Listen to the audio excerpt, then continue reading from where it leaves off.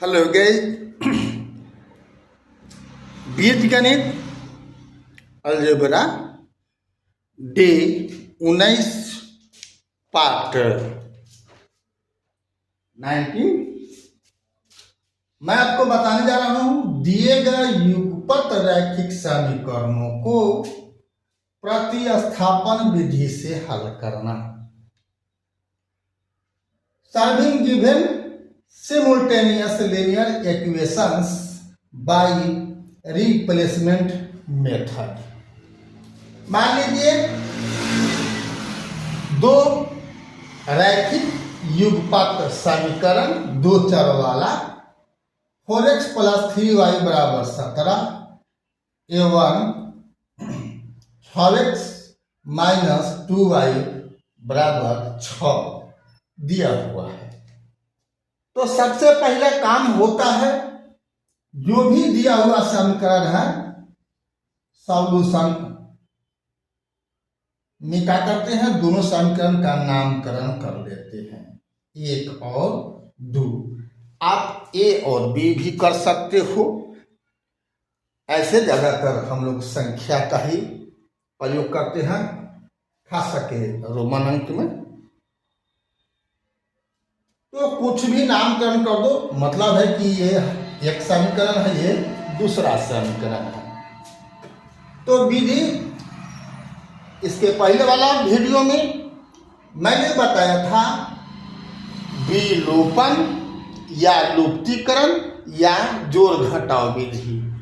वहां पर मैंने आपको बताया था कि एक चर को गायब करना होता है, एक्स वाला हो चाहे वाई वाला हो। एक को गायब करने के लिए आपको हम नियम बताए थे कि चिन्ह समान हो तो हर हाल में घटाते हैं और चिन्ह असमान हो तो हर हाल में जोड़ करके हम गायब करने की बात सोचते हैं।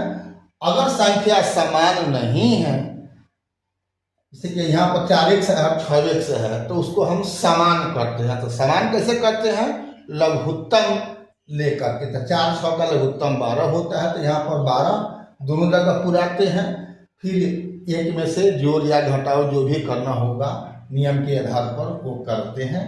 और तब हम x का अगर एक तो को हम कटाते हैं यानी गायब करते हैं यानी लुप्त करते हैं तो y प्राप्त होता है। फिर y के मान को हम किसी एक समीकरण में भर करके हम x का मान निकाल लेते हैं। इस प्रकार से दोनों मान प्राप्त हो जाता है। किंतु आज जो सीखना है रिप्लेसमेंट यानी प्रतिस्थापन, इसमें क्या करते हैं ये महत्वपूर्ण है।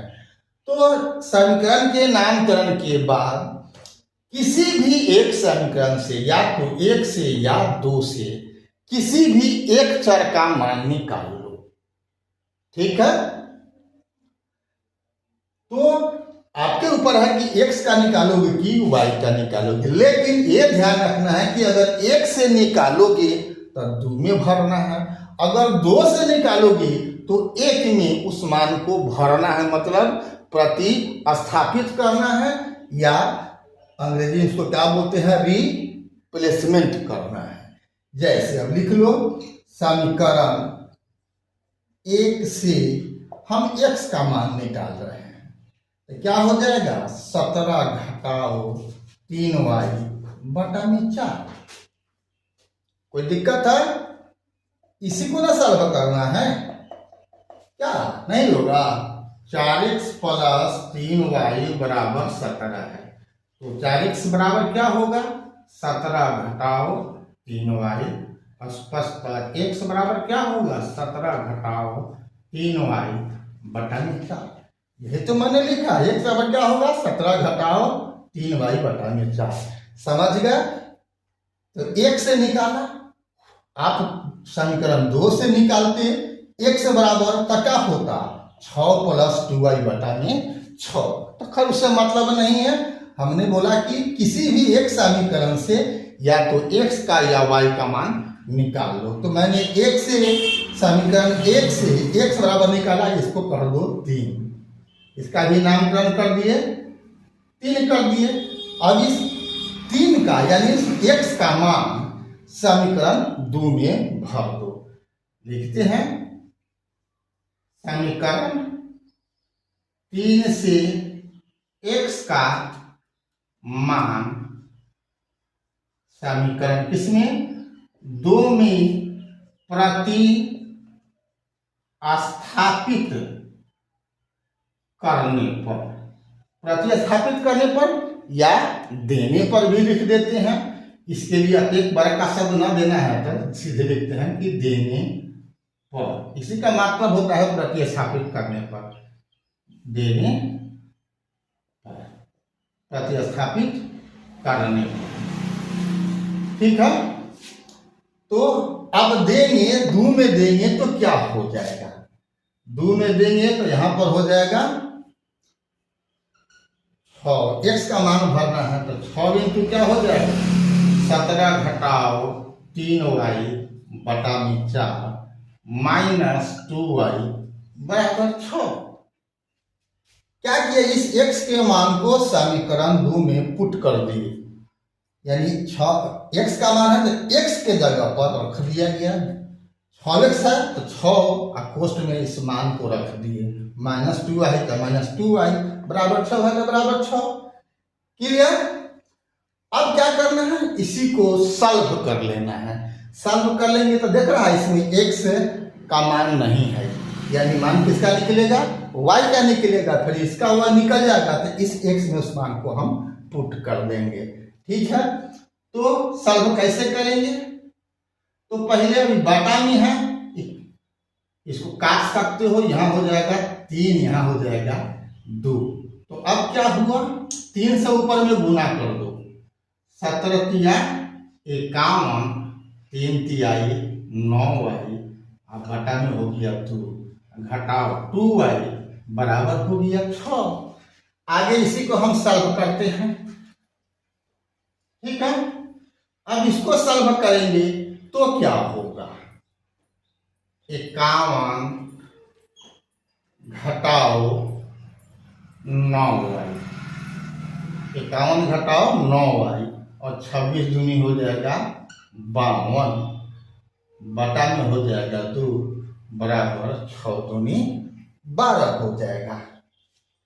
17 तिया 51 और 3 तियाई 9y बटा में 2, सॉरी यहाँ पर 2y है, क्या है 2y है, तो 2 दूनी यहाँ पर 4y होगा, 2 दूनी 4y होगा, बटा में 2 हम बराबर अभी यहाँ पर 6 लिखिए। ठीक है, अब ठीक है, 17 तिया 51, 3 तियाई 9y बटा में 2 घटाओ 2y बराबर 6, 51 घटाओ माइनस 9y, 2 दूनी 4y बटा में 2 बराबर 6। ठीक है, अब इसको हम मिटाते हैं, इसको आगे सॉल्व करते हैं। तो अब क्या हो जाएगा, तब 51 घटाओ 9 और 4 13y बटा 13y हुआ, बटा में 2 बराबर 6। अब क्या होगा, इसको हल करेंगे तो 51 घटाओ 13y बराबर 6 गुना 2 बराबर हो जाएगा 12। तो अब देखो क्या हो जाएगा, 13y तो हम उधर ले जाएंगे तो 12 के 51 में से घटेगा, तो 51 घटाओ 12 यानी हो जाएगा 39। तो अब y का मान क्या हो जाएगा 39 बटा में 13, कट करके क्या हो जाएगा, ये 13 की 39, y का मान 3 आ गया। ठीक है, अब क्या लिखेंगे, अब y बराबर 3 का मान, क्योंकि x का मान निकालना है, x का मान यहां समीकरण 3 में हम निकाल के रखे हुए हैं, आपको भी वही करना है। अब y बराबर 3 का मान समीकरण किसमें 3 में देने पर क्या हो जाएगा, x बराबर y का मान 3 आया हुआ। ठीक है, तो अब देख लो इसमें मान भरना है, x बराबर इतना है तो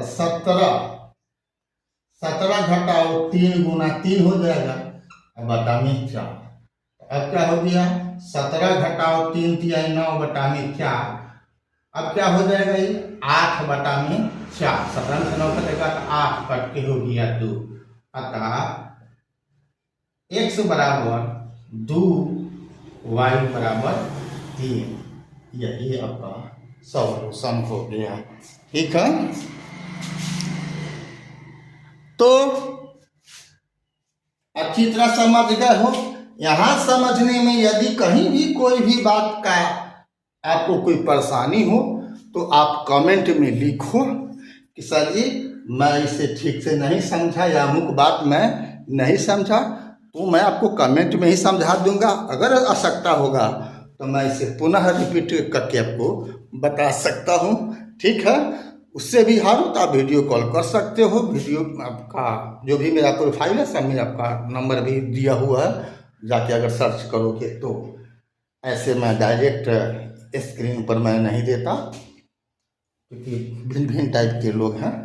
तो अभी तक फेसबुक और इंस्टाग्राम पर अपनी BKR कुशवाहा प्रोफाइल को फॉलो नहीं किया है तो फॉलो कर देना है, और यूट्यूब पर आपने सब्सक्राइब नहीं किया है अभी तक तो बेल आइकन दबा करके सब्सक्राइब कर देना है।